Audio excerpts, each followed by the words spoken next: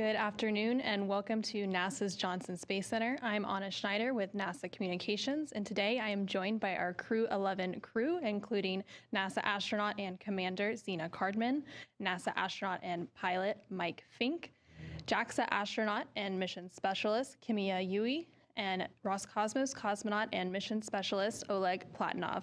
Crew 11 returned to Earth last Thursday, January 15th, following a 5.5-month mission aboard the International Space Station. Today, they are joining us to provide some comments following their mission, and we will begin with some opening remarks from the crew before we open it up for questions both here in the room and online. For those who are joining us on the phone bridge, you can press *1 to enter the queue, and you can press *2 to remove yourself from the queue if your question has been asked. For those on social media, you can use the hashtag AskNASA to ask a question as well. And with that, I will go ahead and turn it over to NASA astronaut and commander Zena Cardman. Thank you so much. It's great to see everyone here in person, and thank you to all joining us online. We're very happy to be here and happy to be answering your questions after a really amazing mission and a great successful mission. Just to start off, of course, we are back here a little earlier than we were expecting, and just to say it up front, we are not going to be identifying the crew member or talking through the differential or any of the details of the medical situation. Thank you so much for respecting our privacy. What I will say is I'm deeply proud of the way that our crew came together and incredibly grateful for all of our mission control, flight control team, our crew on orbit, the team on the ground, our doctors, and the way that NASA and SpaceX came together in a way that minimized risk to the crew, to our spacecraft, and to the ongoing mission of the International Space Station as a whole. We have crew members still on orbit carrying that mission out. We are so proud that we got to be on orbit for the 25th anniversary of continued human presence in space. It's been an incredible mission, and we're here to talk about that mission as a whole. I'll pass it now to Mike Fink, who was the commander of the International Space Station. Yeah, wow. So here we are back on the most beautiful planet in the solar system. And thanks everyone for taking time out of your days, because we have a really cool story. And so about 7 months ago, we were sitting in these same seats for the pre-flight press conference. And I think Zena said it. She said, "It's not when you fly, it's with whom you fly." And boy, was she right. What a great crew to fly with. And not just us, but we, I'm going to expand here a little bit. We started out with one Sergei, one Alexei, and a Johnny Kim. And then on the Soyuz crew and then we were part of Expedition 73. Then we inherited two Sergeys and a Chris. I don't know what the next flight's going to be like, but there's a progression here. But we really had a great crew across the board. Our part of Expedition 73, and then the crew that's on board as Expedition 74. And it was just really amazing. I salute my crewmates. It was definitely, Zena, you were right again. And it was definitely with whom you fly. I remember every day that we had together on all the amazing things we did. But one thing that when you first said it, Zena, I didn't fully appreciate, it's with whom you fly, right? Our ground control teams, how awesome. We had such the great rapport with all around the world. And it was great every morning and every evening having a chance to share that with the rest of the world. We were getting great science done. We were singing songs to each other. On Christmas, our flight director gave us some really great Christmas songs that were space themed. I mean, this was just a joy to fly, and not just with this great group here, but the whole team around the world. And we shared a lot of amazing things. Some of the things we did with science was amazing. The zero boil-off test comes to mind, or the stem cell research. Being up on board during a government shutdown and still everything keep going. And then the 25th anniversary of continuous human habitation. I was fortunate enough to be there when the space station was tiny. We only went as far as the lab. It was 2004. So not quite 25 years ago, but and then to come back aboard a space station that is so full with 7 crew members, getting some world-class science done, something amazing happening every day. What a joy to fly. We were getting ready for an EVA, Zena's first. by the way, she's really awesome. It was great to fly with you, Zena. She was a natural when we first got there. Oleg, this was his first mission too. What a natural. They adapted super fast and became incredibly productive crewmates. Kimya-san, thank you for your hard work. Thank you. He used to thank us every day for our hard work. So finally, I get to thank him for his hard work. It was a joy flying with each and every one of you, and we did some amazing things together. So I'm talking a lot, but I just want to say that when we were getting ready for an EVA, something happened. The team came together, and it wasn't just this team, but the whole team, like Zena said, around the world. And we were able to come home safely to our families, back to beautiful planet Earth. Turned into a fireball over San Diego, plasma everywhere. It was beautiful reentry and splashdown. The dolphins came to visit us, and then we were rocked. Oh, we weren't allowed to sleep, but we were kind of rocked very carefully by the gentle waves of the Pacific Ocean. And what a neat adventure it was to share with each and every one of you. Station is in good hands with Chris Williams and two Sergeys, and we are continuing on. And we got to see our Crew 12 friends that are going to be launching really soon.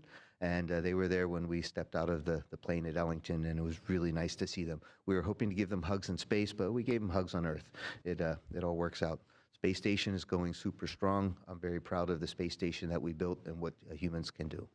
But how we handled everything all the way through nominal operations to this unforeseen operations, really bodes well for future exploration. We're a well-honed machine here at the Johnson Space Center and around the world. So when we're getting ready for Artemis, I am very optimistic.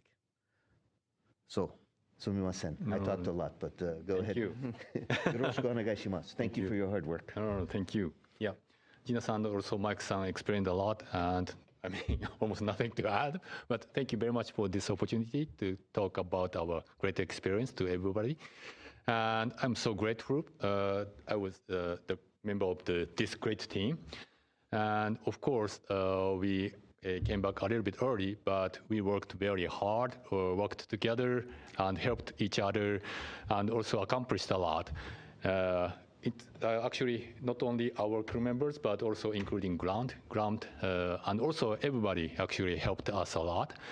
And I think this is great because I think we showed everybody about international cooperation, importance of the international corporations. And this is kind of like a bright side of humankind, where we can work together and accomplish very good. And also, this is kind of like a good vector to a bright future. So I think we were able to show us like a good example for everybody. And we are going to keep talking about our great experience. And hopefully people think actually our bright is bright, so bright. If people believe that, actually we can accomplish that. And if we're gonna actually keep working on that, even on the ground, I'm going to keep talking about our great experience. So thank you very much for your support.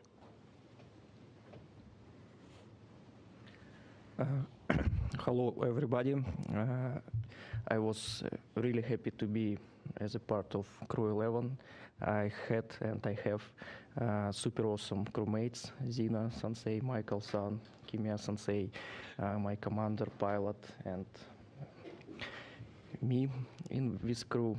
And also I would like to say for you, thank you very much for your help and support during preparation, during flight. And I'm really happy. It was unbelievable, unforgettable increment for me. It of course was a first flight for me, and I'm happy to have you with me during this flight. And also I would like to say thank you very much for this opportunity. Thank you, my country, Roscosmos, NASA, United States, and SpaceX. It's super opportunity for me to have this flight. And also thank you very much, ground team in the all MCCs, Moscow, Houston, Tsukuba, Munich, Huntsville. Thank you for your great work and support. And thank you very much, everybody. All right, thank you. And with that, we will go ahead and open it up for questions beginning here in the room before going to the phone bridge. As a reminder for those joining us on the phone bridge, you can press *1 to enter the queue and *2 to remove yourself from the question queue. When called on, please state your name and affiliation as well as to whom your question is addressed. And with that, we will begin here in the room. Thank you. I'm Mark Carreau with Aviation Week in Space Technology. With the space station nearing its end of life, I know there's been a lot of discussion about trying to get as much done as possible that you can do up there. And you had a pretty full agenda. I'm just wondering, even though you left a little bit early, do you feel that may have subtracted from the ability to do everything, or did you really charge on and get as much done as you could and leave? I know there's only 3 now for just a little bit, but do you think the desire to get as much done in the research and tech development will be interrupted very much by what happened? So if I could just take that one. Our crew was a very productive crew, and our ground teams were amazing because they balanced everything based on what we could deliver, and to make sure that we had enough rest. And it was a very nice pace, and it was a lot of things to get done. And yes, we left. We came home about a month early, and that is going to affect the timeline a little bit. Just because there aren't 7 people, there's 3. And but what's really neat is that our replan capabilities are great, and we're not missing anything that had to be done time critically. We're able to move things around. We still have 3 cargo ships on the USOS side, and I think 2 Progresses on board. So there is still a lot of unpacking and packing to do, just for the cargo operations. Not to mention, all of the science and everything else. We left a really capable crew on board. Sergei Kuznetsov is a great commander. Chris Williams came up and with great enthusiasm and willingness to learn. So we're in very good hands. Yeah, there's going to be a little bit of a difference in schedule, but we're going to be able to accomplish everything we need to do. When Crew 12 arrives, they're going to hit the ground running. But again, we have this down to a really nice system where our mission control teams, our planning teams, the space station program, all kind of take a good pulse and give us as much work as we can do. And we as crews try to deliver, and there's flexibility in the schedule, and that's what keeps the space station going. And yeah, there's still some more years left in our beautiful space station. All right, thank you. We'll go ahead and go to the phone bridge for a few questions. First up, we have Anthony Leone with Spectrum News. Hello, everyone, and thank you so much for taking our calls and questions today. With what happened up there, what type of suggestions would you recommend for future missions? And would each of you, if you could you want to go back just to finish the mission the way you were hoping to? Thank you. I hope to go back to ISS for so many reasons. It's just an incredible experience. And I think even though we had an unexpected timeline, there's so much that we are proud of and so much we did accomplish. Like Mike mentioned, we welcomed so many visiting vehicles. We had every single docking port full at one point while we were up there, which is just absolutely incredible. So we got a lot of research done, a lot of cargo transferred, setting up the space station for really the rest of its incredible career. As far as things we would do differently, I am very proud to say that we were as well prepared as we possibly could be, and that's thanks to a lot of really excellent training that we get on the ground, and just being up there with really excellent operators and people who come together as a team really goes a long way. And that's the crew on orbit as well as our ground support teams.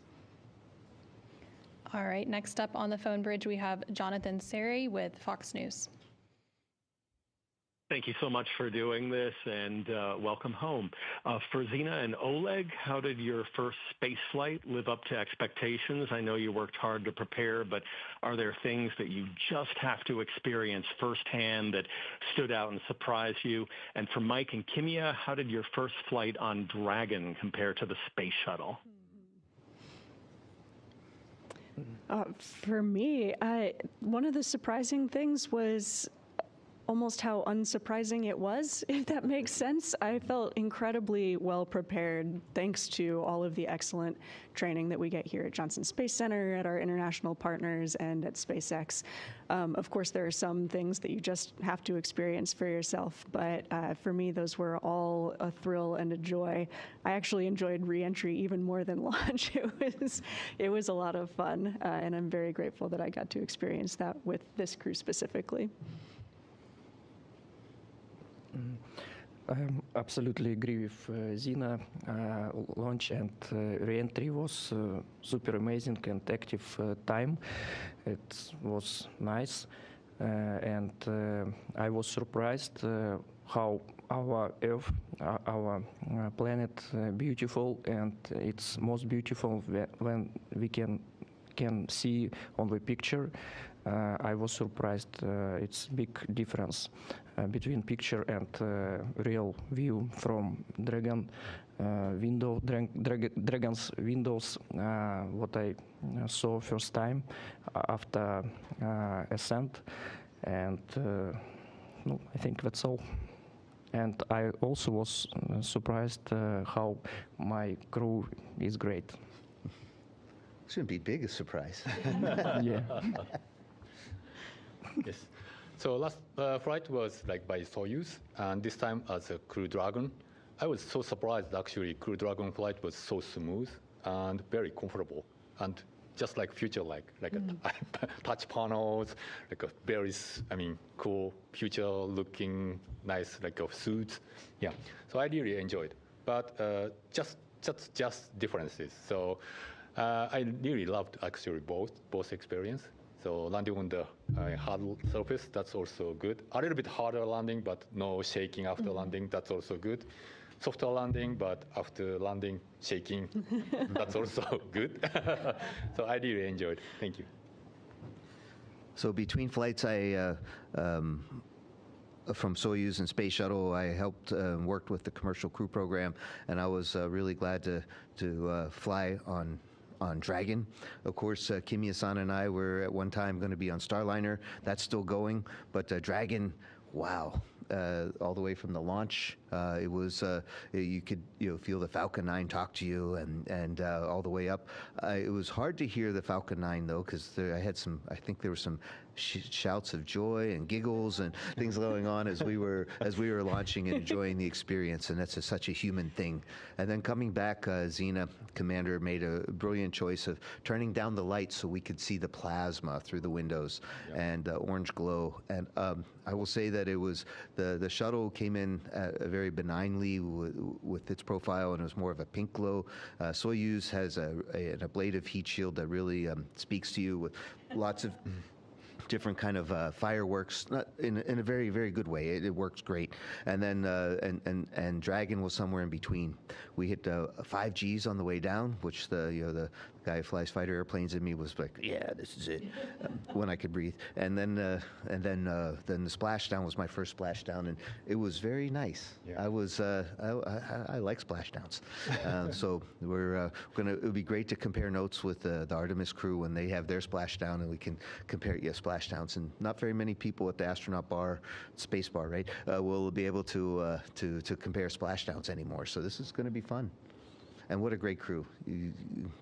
Hats off to you, Commander. All right, next up we have Marcia Dunn with the Associated Press. Oh, yes. Hi.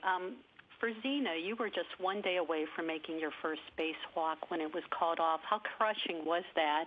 And also, if one or more of you could just talk a little bit about the medical equipment aboard the space station and how it did or didn't prove useful. Any recommendations on future first aid kits? Yeah, for me, of course, spacewalking is something that we all train for, and We had multiple crew members on board who were qualified to do a spacewalk. It was absolutely something I was looking forward to doing.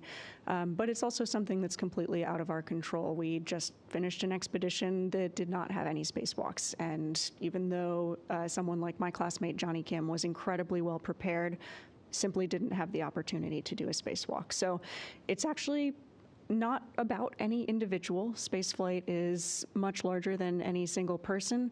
And in the moment, you're not really thinking about me and this thing that happened to me. You're thinking about the mission and your crew, and NASA made all the right decisions. In my opinion, this is a really excellent example of risk analysis and decision making, and I'm very proud of the decision they made.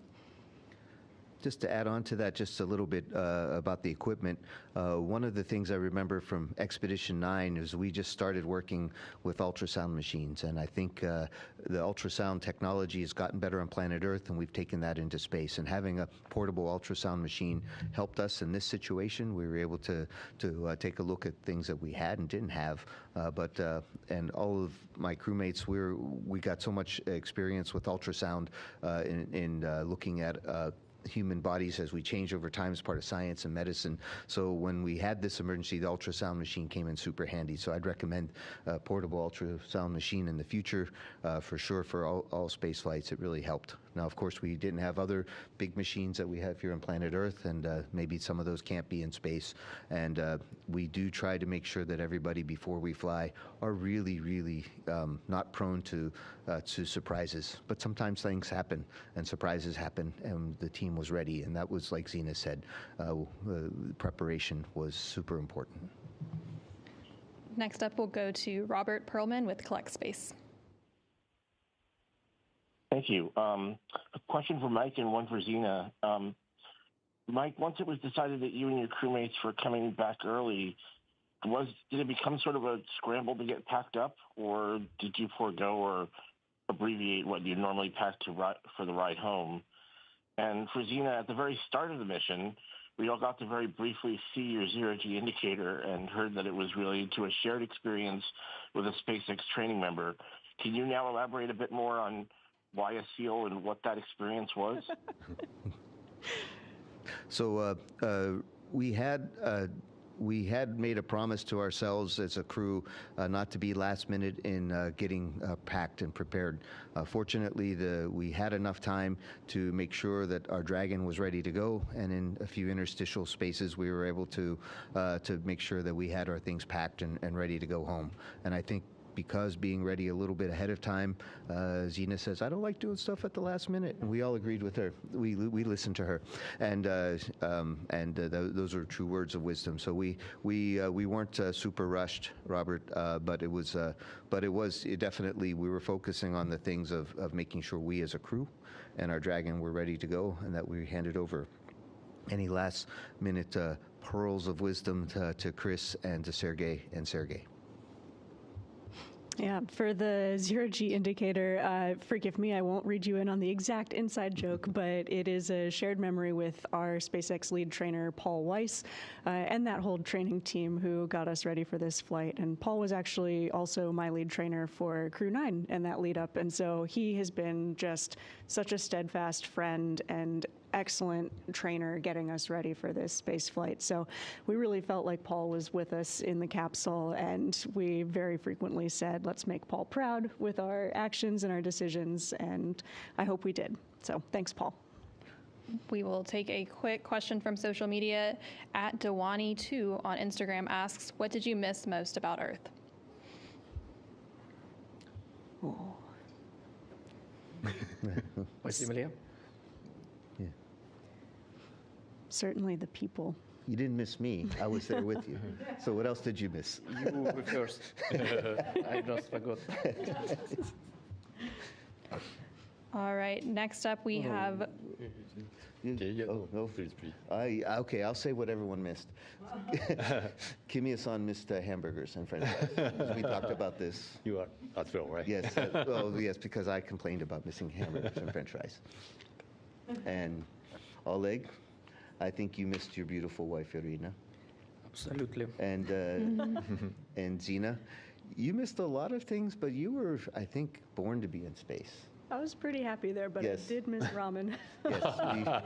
Yes, and any kind of noodles became ramen, even if they weren't really ramen. We called them ramen. All right, next up we have Will Robinson Smith with Spaceflight Now. Hey everyone, thank you for taking the time to speak with us today. Question to Mike and potentially Kimia if you'd like to chime in. Mike, you briefly touched on Starliner and, in your time on orbit, both of your colleagues who flew the CFT mission, Butch and Sunny, announced their retirement from the astronaut corps. So given that you and Nicole Mann are the last two, correct me if I'm wrong, but remaining NASA astronauts who have been trained on Starliner, at least publicly announced, do you envision that once Starliner is ready to carry crew again, you might be a part of a future crew? Is that too early to ask that question, or how do you kind of see yourself moving forward with that part of the commercial crew program? Thanks. Yeah, that's a great story about Starliner and where we are with that, and we're wishing Boeing and the commercial crew program some super success in getting Starliner. It's really in NASA's interest to have two partners that can fly spaceships, and the more people flying in space, the better off we are. I think we are just focusing right now on rehabilitation and getting back and getting maybe back in line because it was such a nice ride, and we'd like to get back in line again. But in the meantime, though, there's a lot of capable astronauts, and I think we're all gonna we'll figure out who's gonna fly the next Starliners. But at some point in life, if they ask you, you wanna go fly, of course, it's hard to say no. In the meantime, if I had a chance to fly with any one of you again, I would immediately say yes. I'd cancel any retirement plans and get right back to flying. This is such an amazing crew, and Zena was right again about it's not when, but with whom. And Yui-san, shall we go fly Starliner? What do you think? Oh yeah, I really want to. I really liked actually training in Starliner, and also really liked the design concept. Yeah, very capable. So of course I would like to fly Starliner on Starliner, but on the other hand, JAXA has less slot actually to send JAXA astronaut to ISS, and I just want to support actually young astronauts to go to ISS. So yeah, probably this flight might be a last one. So I just want to support other crew members. JAXA astronauts from ground. Thank you. All right, next up we have Joey Roulette with Reuters. Hey, thank you. Question for Kimia and Oleg. I'm curious to hear what you two think about being part of the first kind of medical return from the ISS, and did either of you help or play any role in managing this medical concern? Thanks. Okay, thank you for the great question. Actually, for me, I was so surprised, training actually works very well. And also ground, including, everybody, crew members, and also ground team works actually well prepared, actually, training-wise. So we can handle anything, including planning, replanning, everything. But so I was so surprised, actually, because of the 25th of history of ISS operations. We are very capable, and if we use this kind of experience, actually, our future human spaceflight will be very, very, actually, we can handle any kind of difficult situation, I thought. So, of course, we came back early, but including this kind of decision, this is actually very, very good experience for the future human spaceflight. Thank you. Next up, we have Manuel Manzotti with Exploration Especial. Thank you so much. Manuel Manzotti from Exploration Especial. I cover the space program in Spanish. Two quick questions. The first one, with any one of you who can answer, because I don't know who was particularly involved, about this edge computing experiment developed along with Red Hat and National Lab of Axiom Space. Could you go into details on how it was implemented and what kind of information of data was used in order to perform the experiment? And then a quick question for Zena. Could you finally, did you find the time to write some poetry? Oh gosh, I found time to read actually a lot of poetry. For me, it takes time for an experience to percolate, but I'm sure I'll be writing a lot in the weeks and months and years to come. And as far as edge computing on board the space station, I don't think we were involved with the actual computations. What we did was we were a little bit like IT support and made sure that the computers had the power and connections with the Ethernet and the communication so everything could work. Sometimes, especially with commercial payloads, we aren't as super involved to know exactly what the results are, but I'm sure our friends at Red Hat and the rest of the team, we tried to make sure that all of our payload customers were happy and that we did our very best to help them. So I'm sure edge computing was pretty interesting, but we haven't heard the results yet. And we will come back here in the room for a question. Richard Two with the Post newspaper. Mike, a quick question for you. Last time we were here, we talked about amateur radio and your interest in that. And it's a very good answer you gave me at that time. I'm curious, in the time that you were up there this time, were you able to participate in any events related to amateur radio? And were any of the experiments RF-based that you worked on? Yeah, so I was super excited and still am with amateur radio.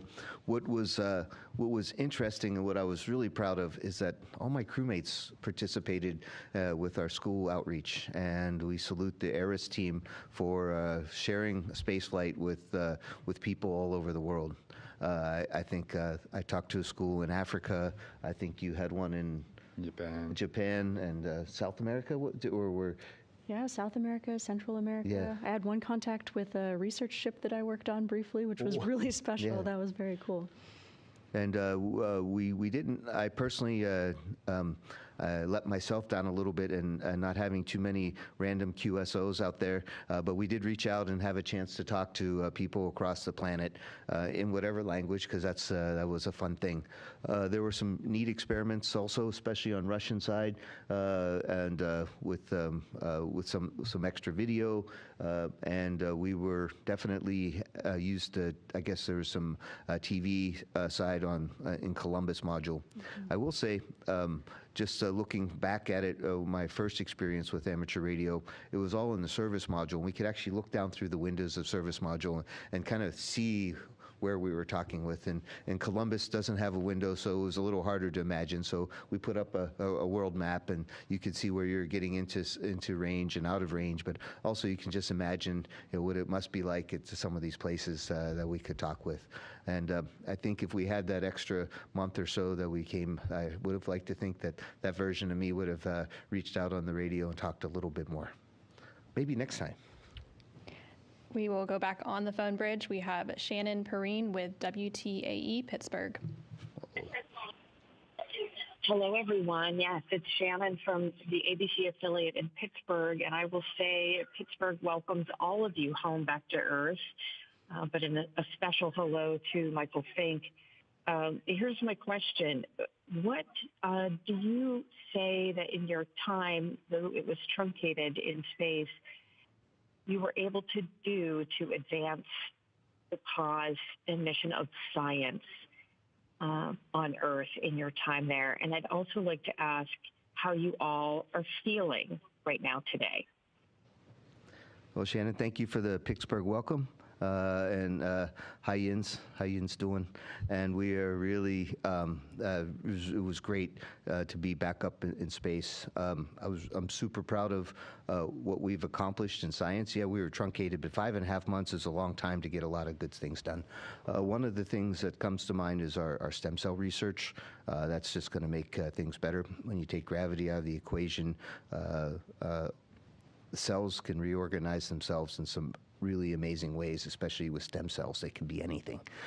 So we're thinking that there's a nice future for not just the International Space Station, but for commercial space stations to help with medicines and actually human-grown organs and organelles that can really help with help people who are sick on the ground. And Pittsburgh's a great place like that. We are at the forefront of a lot of medicine, and there's a lot of room in the space program for research from, from one of my favorite city. All right, next up we have Sophie Sanchez with Cosmic Chicago. Hi, thank you for taking my call. Over the years, we've seen how different anomalies lead to new training and procedures. I know it's early days still, but can you share if you have any ideas how your unique experience might translate into new training for future astronauts? Is there anything new being discussed already? Thank you. I don't know what new is being discussed already. I'm very sure that we will have a lot of great lessons that we can take away from this experience. I already feel very confident that we get really excellent training, especially for any kind of urgent situation that might arise. We're really well trained to get a situation stable.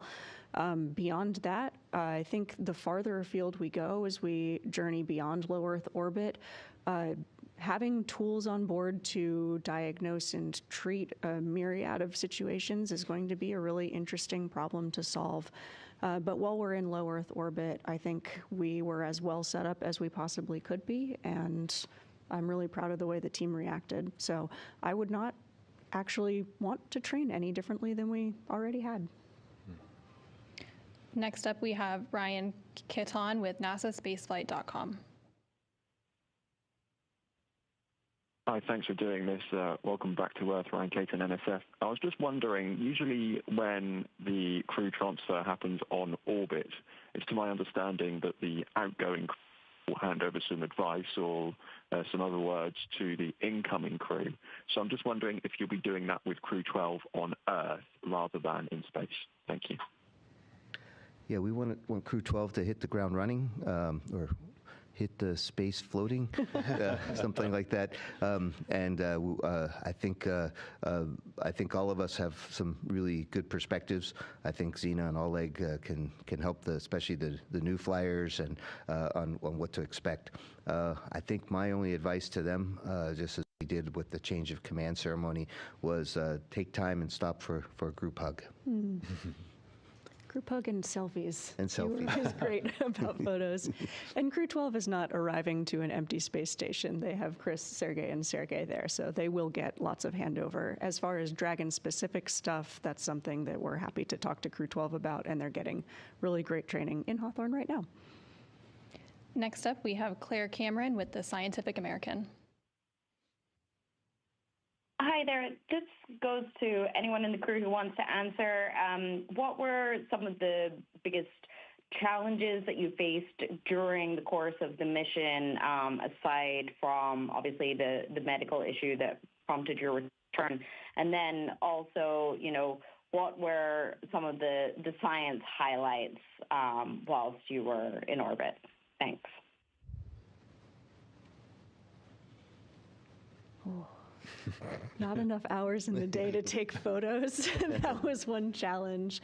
There's just so much to share and to do and to see, and I think I could stay there for 18 months and still feel like I didn't have enough time. Yeah, I think that was one of my biggest challenges. There's just so much to see and experience. And it was all wonderful. I mean, seeing the Earth from so many different aspects, getting a chance to talk to people from all over the planet. Absolutely. And so many really interesting experiments that we got to take part in. Some of them are experiments where we're tracking our own human bodies and how they adapt to the spaceflight environment. I come from a life sciences background, and so I really loved all of the chances I had to work in the life sciences glove box. Of course, I'm very familiar with pipetting small volumes of liquids from one vial to another vial, but I'm not as familiar with those liquids kind of clinging to the tip of your cannula and trying to crawl out of the tube that you're trying to put it into. Some really interesting quirks of working in this weightless environment. But again, the farther afield that we start to go, the more we're going to need astronauts to be the eyes and ears and lab notebook for the researchers on the ground. We're not always going to be the scientific experts. In fact, we rarely will be. And so I think the ISS has been an excellent proving ground for how we get science done and also involve a mission control team that includes scientists and the experts here. Yeah, super collaborative. We will come back in the room for a couple of questions. Oh, thank you again. I'm Mark Carreau with Aviation Week in Space Technology, and I wanted to follow up on an earlier question I had, and I think this is for Mike or Zena. But Mike, you spoke confidently about not falling too far behind because of the training and the flexibility and the people who are going to follow up with the space. Well, one of the things you're going to do at the end was a spacewalk to kick off, I think, the 7th IROSA, to get 8 installed in all, to give the station adequate power for a whole lot of activity, and then for the deorbit. Do you feel as confident that they'll be able to catch up? And I think they're try to look at the end of this year for the spacewalks to at least receive both and maybe get the 7th or 8th installed. But, there's time. I just wondered how confident you feel they can move ahead.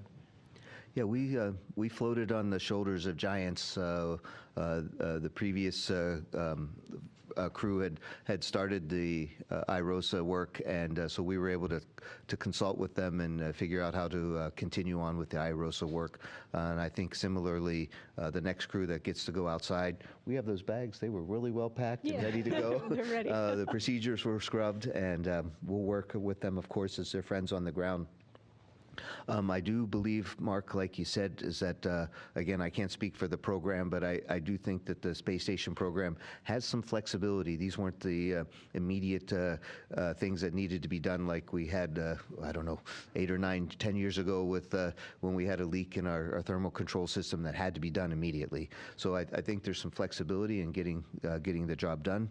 I'm just really amazed with all of the variables, how well that our teams on the space station program side and the flight operations director at FOD side, how well we can come together and make a new plan. We had a really great plan, didn't work, so we got a new plan coming up, and I do think that there's some flexibility, and it will be great to help our teams, at least from what we can do down here, to make sure they're successful.